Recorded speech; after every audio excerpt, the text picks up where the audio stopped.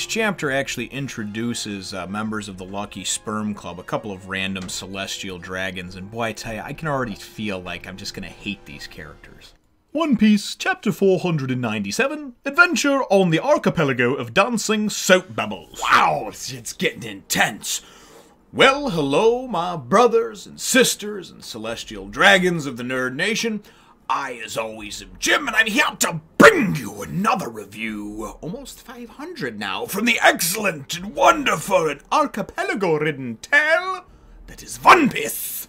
Now, following the events of the last chapter, they had arrived, obviously, in the archipelago, and we found out that it was comprised of 79 mangroves, and basically these giant trees make these almost island-like, make this almost like an island-like area, right? With all these connecting bridges and what have you. So, they wind up docking, they went there because Hachi had said, listen, you gotta get this bubble resin coating, the ship needs to be coated before you can go to Fishman Island, hence getting through Fishman Island, and then, of course, into the New World, which is the goal, the immediate goal that we have, right? So, immediately the chapter starts off, and it's just great. I love, it's a standing joke around the house here, actually. My two oldest kids, even the youngest one's funny, because they'll pretend like sometimes they'll put on my straw hat that's back there and go, oh, I'm Luffy, look. But I love when they imitate Zoro, and they get lost, they'll open up a door, and then, close it, and they'll be like, what, where am I? And shit like that, because it's obviously a running joke that Zoro has zero sense of direction, right? So Zoro goes and who's left on the ship still is Frankie, Usopp, and Zoro. Looks like everybody else has disembarked and gone on their journey, right? Including Hachi and Cammy and whatnot. So anyway, so Zoro's gonna go for a walk, and Frankie and Usopp and I think it was Chopper might have been left back. No, I forget now. Doesn't really matter. They were left on the ship. Oh, Sanji was on the ship too. Sorry, excuse me. Because then Zoro goes to walk off, and they're like, what, you're going for a walk? And they're like, no, you can't. You'll get lost. There's dozens of islands. We'll never find you. And Zoro's like, it's fine. There's numbers on every one of the trees for each island. Any idiot child could find it. Even if I got lost, I could always just ask somebody how to get back here, and they could show me, right? So they're like, oh, okay, yeah, good, you got that. So then there's a bubble floating up in front of, they're at 41, right? It's a bubble floats up and it's covering the 4, so he's like, yeah, it's alright, so tree 1, you know? So, we know we're not going to see Zoro again for a while, right? He's going to go off and do his thing, you know? The rest of the chapter, though, pretty much centers around just kind of showing us some of the cool, quirky, wacky things about this particular island, right? And one of the things is these bubble jet things that they got. I forget the name of them now for the life of me.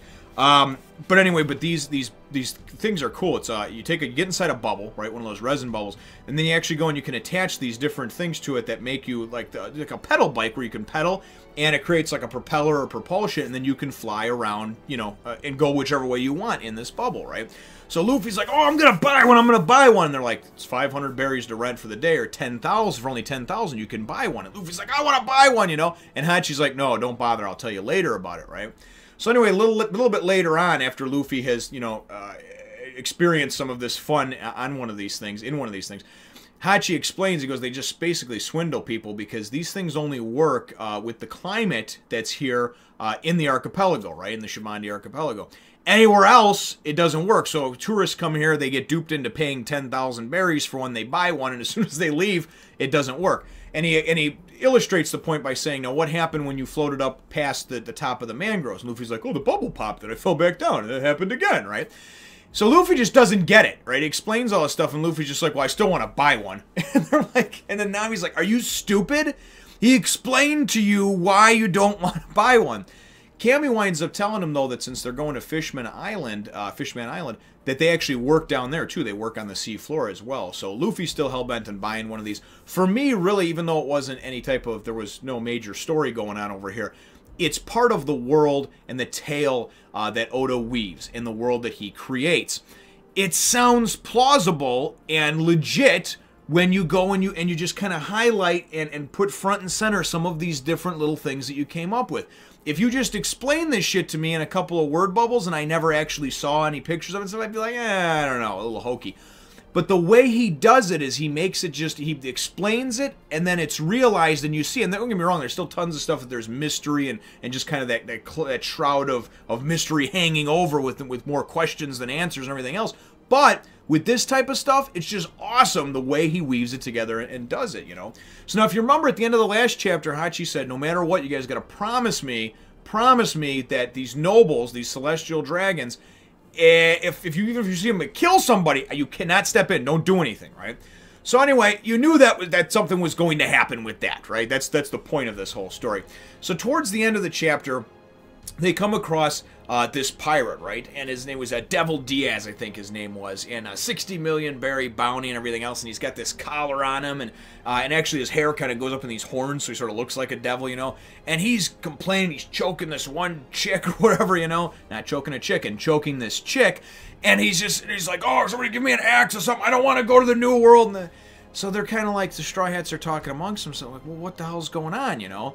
And Hachi or Cammy, somebody says something along the lines of, yeah, it's probably somebody, you know, the human trafficking is real big here. And apparently the world government just doesn't give a fuck.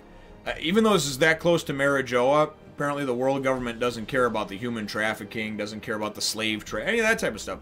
All your rights are gone, but, you know, it's okay because the world government said so. It's a real fucked up government, and it's also... It's a little bit weird. I'd like that to be explained a little bit better, too. Why it's okay for some, but not for others and everything else. But I guess that would be the normal corruption in government, and that's probably what Oda's trying to get across. So, nonetheless, we wind up seeing this guy, and as he goes and goes to kind of try to run, he goes, all of a sudden he blows up, you know. And it reminded me of this movie with Rutger Hauer from back in the 80s called Deadlock. And what they would do with prisoners is they would pair them up, and they would put these collars on them. And if they got farther than like 100 feet or 100 meters, whatever the distance was apart from each other, they would explode. The collars would explode and blow their heads off. So the whole movie was based around these different situations that these two, because they tried to escape, obviously, that these two tried to, Rutger Hauer, and then there was a female, was the other lead. And it was them, you know, just all these precarious situations they got put in where they started to get pulled apart or separated, and they had to stay together or their heads would get blown off.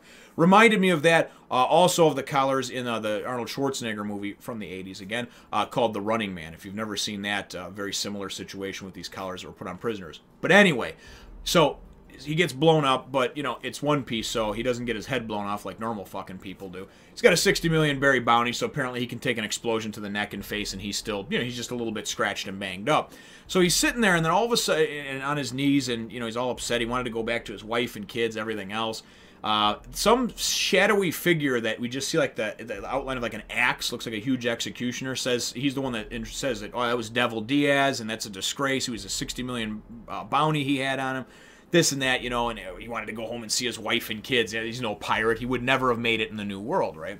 But then we go, and at the end of the chapter, in the last couple of pages, we get these two lumps of shit, man. These two fucking Tweedledee and Tweedledum that appear. These two celestial dragons, right? And they're introduced to us as, what is it? Saint Shalria and Saint Roswald, excuse me. Saint Roswald and Saint Shalria. And apparently one looks like maybe it's the father and the other one's his daughter or something like that. And the one's talking, oh my God, you know, I just cut this and that. And he's like, oh, you broke it, you know, and they're just trying to show that there's these despicable people, right? And that they have no care for human life. And really it's kind of a nod to really kind of rich, uppity, powerful type people that sort of look down on the others that are not as well to do as them. And some are worse than others. Some just, you know, they kind of just sort of mock you in silence. And then there's other ones that truly believe that they're just from a better cut of cloth, that they're from a better race, a better creed, a better religion, a better social stature or status, and that makes them better and aloof to you, and that you're scum, you know. And that's what these people are portrayed as, these celestial dragons. So Luffy and them, they want to step in, right? And Hachi's like, no, I mean, they can't even touch their dog, right? And they get these bubble helmets that they wear because they don't want to breathe the commoner's air and all this other stupid ass uppity bullshit, right? And anyway, so, you know, Luffy and all them got to pretty much sit there and be quiet. And after all is said and done, I like this, how he explains it. Papagu explains this to him. He goes and he explains this. Why are those people so special? They have the blood of the creators. 800 years ago, 20 kings banded together to create the world government. Their descendants are the celestial dragons. Over time, their power has gotten out of control. So now we find out that, of course, this would be, and I'm assuming if the timeline's correct, this would be after the Void Century, the century of history that the government is so intent on trying to keep, you know, wiped out, right? And that all of a sudden, and I know this is obviously going to tie into the big overarching story of One Piece and what the actual One Piece is. The world government seems to be like the biggest, corruptest fucking, you know what I mean? Like worse than Walmart, worse than Microsoft, worse than Sony, whatever other company you want to think of. Or big organization, probably worse than our own U.S. government, if that could be possible. And that's what it seems like. You know, it seems like it's just this corrupt as fuck thing. So these are the descendants of these 20 kings from 800 years ago. So because you're part of the Lucky Sperm Club, and let's call it that, part of the Lucky Sperm Club, right? You were born into this descendant of royalty, even though it might be 7 cousins removed. You still got a little nut hair drop of royal blood in you. So that gives you the right to walk around with a fucking dome on your head and go and just slap around, kill, treat, because bitch shoots the guy in the middle of the street. And then the naval officials go and take off. And here's the deal. If you go and try to fuck with one of these celestial dragons, even though they're probably all pussy-ass bitches by themselves, guess what happens? They call in a special squad from the world government led by a fucking admiral. Now, there's only 3 admirals, right? Kizaru and I can't remember the other one's name, and then, of course, Aokiji. And they call them in with like a hit squad to come take you out because you went and fucked with somebody from the Lucky Sperm Club. Man, is that some shit. That's how the chapter leaves off. And my chapter question for you, brothers and sisters, it isn't do you like the archipelago? It isn't what do you think about the bubble bike? It isn't do you think Zoro's going to get lost again? Because we all know the answer to that. The question is really what are your thoughts on the world government being as it is now, and of course the celestial dragons getting a free pass being part of the Lucky Sperm Club because 800 years ago, one of your ancestors and 19 others decided to go and fucking wipe the history of the world and go and form this world government together and make everybody bow to it. Boy, does that sound like a fucked up dictatorship, doesn't it?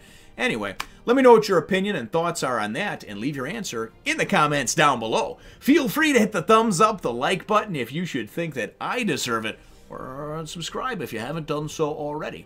We'll look forward to catching all of you in the next one, Nation! Thank you for watching. Remember to follow me on Facebook, Twitter, and check out my other channels.